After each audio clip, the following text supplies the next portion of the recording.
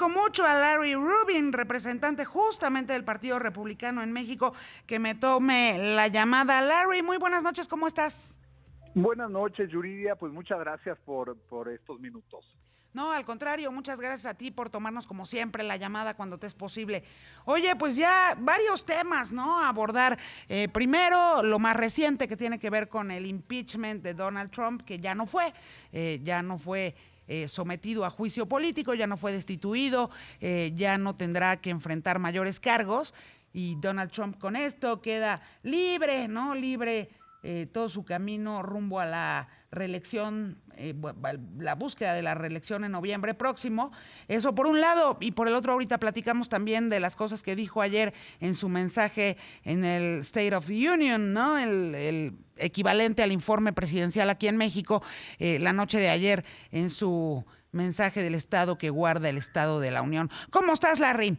Pues Pues ya, muy bien. ya la libró Donald Trump. Pues mira, ya después de esta saga de muchos meses en la que la Cámara de Representantes, ¿no? Primero quiso llevarlo a juicio, después el tema en el Senado, ¿no? Finalmente creo que la nación, Estados Unidos, puede ya dar esto como un hecho, ¿no? El hecho de que ya se terminó, de una u otra forma ya se terminó, y pues entra ya un proceso totalmente electoral entre demócratas que no definen bien a bien quién va a ser el candidato demócrata, después de lo de Iowa, que desconcertó el que el líder puntero, que era Joe Biden, quedara prácticamente en uno de los últimos lugares, ¿no? Y bueno, pues el presidente que ya se perfila pues para un proceso de reelección muy probable el 3 de noviembre. Y bueno, pues esto yo le decía a mi audiencia, para quienes conocemos poco, más o menos la forma de operar, pues no solo de la política estadounidense, sino de la del mundo, ¿no? Y las democracias partidistas. Lo que sabemos es que esto pudo ocurrir porque el presidente Donald Trump tiene mayoría republicana. Yo sé que tú eres republicano, pero te conozco hace tiempo y eres sobre todo un hombre de mucha honestidad intelectual, pues porque tiene mayoría republicana en el Senado. Ahora sí que los suyos, su equipo, está justamente ahí en el Senado. Pues naturalmente eso juega un factor, pero es bien interesante en la política norteamericana porque los senadores se deben estrictamente a sus distritos, a sus estados, ¿no? Y si ellos no votan necesariamente como su gente lo piensa, fácilmente pierden una reelección. Entonces son bastante cuidadosos también en el aspecto de hacer las cosas como se lo dicta a su gente y particularmente en este tema de los dos artículos que querían los representantes, la Cámara de Representantes, acusarlo. Creo que aquí el grave error de los demócratas fue que trataron de apresurar un proceso en donde no terminaron de entrevistar a personas, ¿no? Y a testigos en la Cámara Baja y forzaron el proceso para que en la Cámara Alta decidieran pues algo que no era claramente ni abuso de poder ni obstrucción de justicia para quitar al presidente, ¿no? Sin duda ahí es donde yo creo que fue el error de que a lo mejor pensaron que iban a lograr quitar o que fuera el primer presidente que quitaran, y particularmente todo envuelto en un año electoral, ¿no? Entonces eso también lo hace de primera mano sospechoso a cualquier ciudadano de Estados Unidos el hecho de que lo escogieran precisamente ahorita, a pesar de que este suceso sucedió pues ya hace bastante tiempo, ¿no? Y es todo esto se conjugó pues para que el día de hoy, sin duda, la mayoría republicana pues votara para absolverlo, ¿no? Pero no sin antes estudiar los hechos que presentó la Cámara de Representantes y que los presentó de una forma pues muy abrupta, ¿no? No hizo toda la tarea que podría o debería haber hecho para que senadores algunos pensaran diferente. Y dime una cosa, Larry. Con esto, digamos, ya pues se limpia mucho el camino para que Donald Trump sea reelecto en noviembre próximo.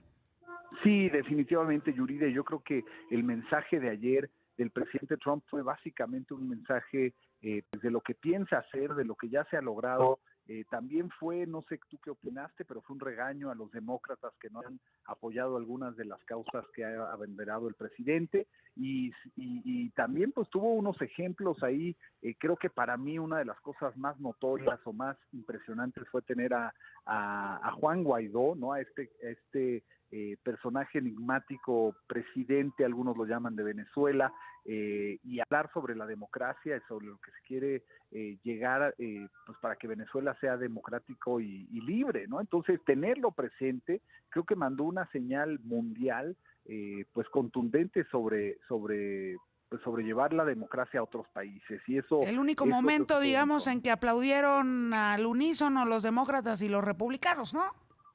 Fue uno de los únicos. También cuando, en los diferentes ejemplos fue interesante, le aplaudieron al presidente como por cuando pues llegó el militar que había estado fuera de casa, ¿no? Y llegó a saludar a su familia, pues naturalmente se tenían que parar todos, ¿no? Eso hubiera sido una grosería no aplaudirle a un veterano, y de igual forma la oportunidad de la escuela a los niños, también se paró Nancy Pelosi para aplaudirle a pues esta niña afroamericana, ¿no? Entonces fue muy diferente a otros mensajes que han dado los presidentes, ¿no? Y este sin duda alguna pues marcó un precedente importante.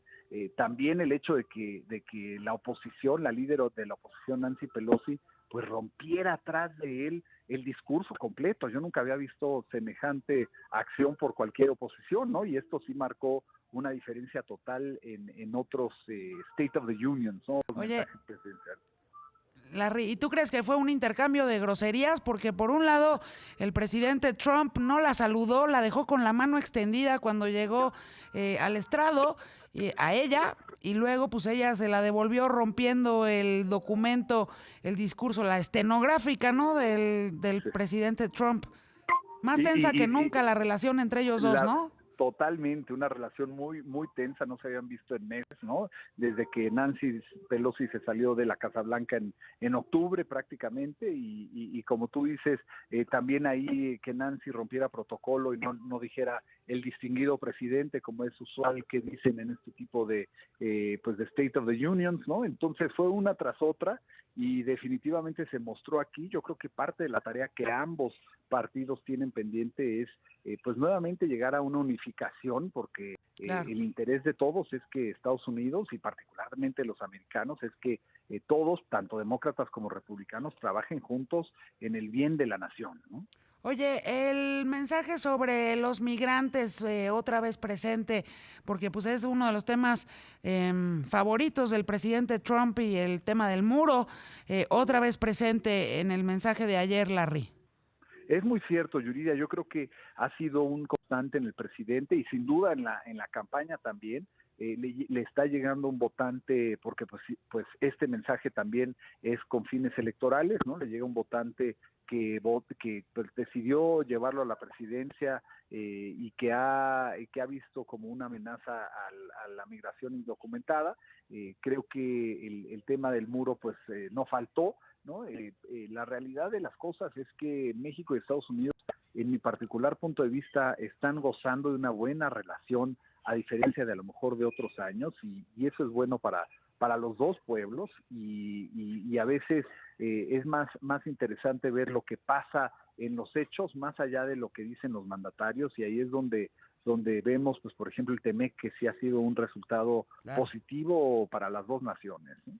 Claro. Oye, y esto que no tiene nada que ver ni con el mensaje de ayer, ni con lo ocurrido el día de hoy en el Senado, pero sí con la mañanera del presidente López Obrador, el tema del agua, sobre todo en los estados fronterizos, Larry. El presidente López Obrador dijo que México va a honrar su palabra y sus acuerdos suscritos en 1944 en lo que respecta a la entrega de agua potable a los Estados Unidos.